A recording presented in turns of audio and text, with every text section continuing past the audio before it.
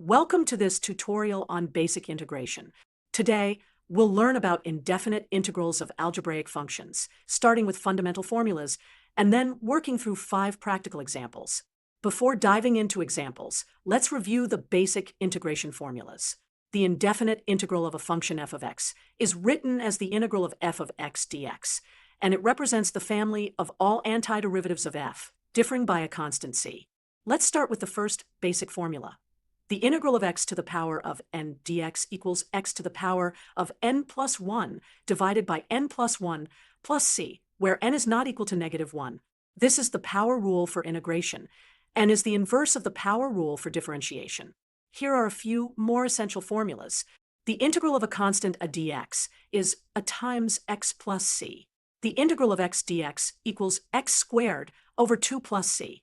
The integral of x squared dx equals x cubed over 3 plus c. We also have linearity properties of integration. The integral of the sum of functions equals the sum of their integrals. This means the integral of f of x plus g of x dx equals the integral of f of x dx plus the integral of g of x dx. And for any constant k, the integral of k times a function equals k times the integral of that function. So, the integral of k times f of x dx equals k times the integral of f of x dx. Now, let's apply these formulas with 5 examples, increasing in complexity. Example 1. Find the integral of 3x squared dx. For this problem, we'll use the linearity property, pulling out the constant 3 from the integral. So, we have 3 times the integral of x squared dx. Now, using the power rule with n equals 2, we get 3 times x cubed over 3 plus c. Simplifying, our final answer is x cubed plus c. Example 2. Find the integral of 2x cubed minus 5x plus 4 dx. Here, we have a sum of terms. Using the linearity property, we can integrate each term separately. For 2x cubed, we apply the power rule with n equals 3 and get 2 times x to the 4th over 4.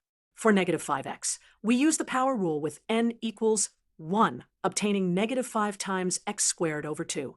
Finally, for the constant 4, the integral is 4x. Combining all terms and simplifying, we have 1/2 x to the 4th minus 5, halves x squared plus 4x plus c. Let's take a moment to visualize what integration means geometrically.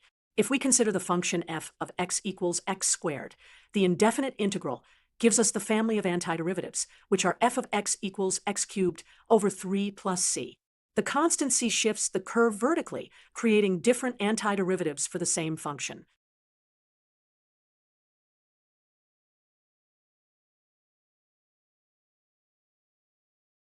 Example 3. Find the integral of 4 times the square root of x dx.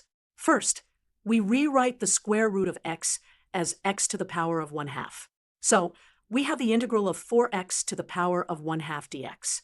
Using the power rule with n equals 1/2, we get 4 times x to the power of 3/2 divided by 3/2 plus c. Simplifying, we have 4 times 2 over 3 times x to the power of 3/2 plus c, which equals 8/3 x to the power of 3/2 plus c.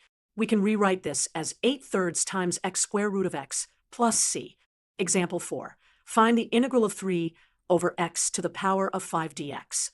We can rewrite this as 3 times x to the power of -5 dx.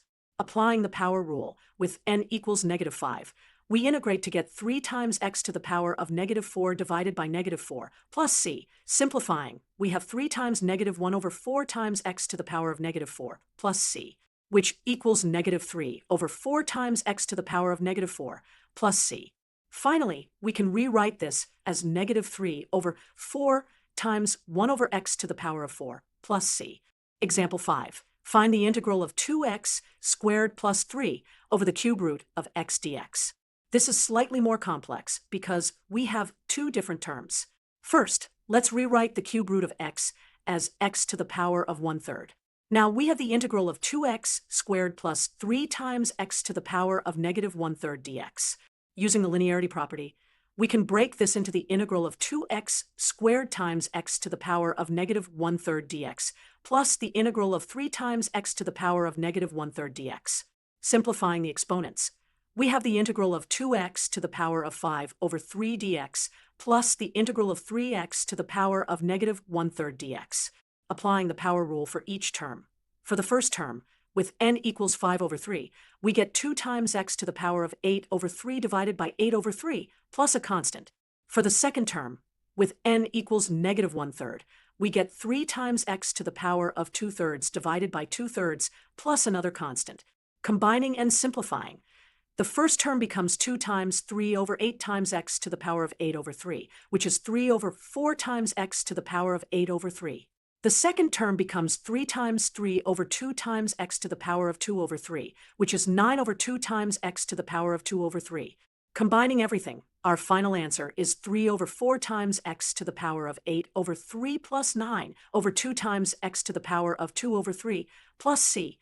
We can also rewrite this using radicals. 3 over 4 times x squared times the cube root of x squared plus 9 over 2 times the cube root of x squared plus c. Let's summarize what we've learned about basic integration of algebraic functions. 1. The power rule for integration. The integral of x to the power of n dx equals x to the power of n plus 1 divided by n plus 1 plus c, where n is not equal to negative 1. 2. The linearity properties. We can integrate term by term, and constants can be factored out of integrals.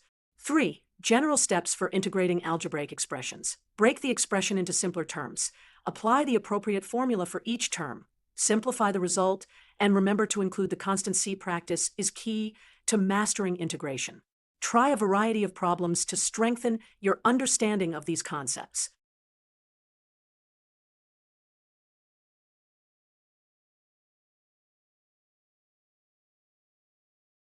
Thank you for watching this tutorial on basic integration of algebraic functions.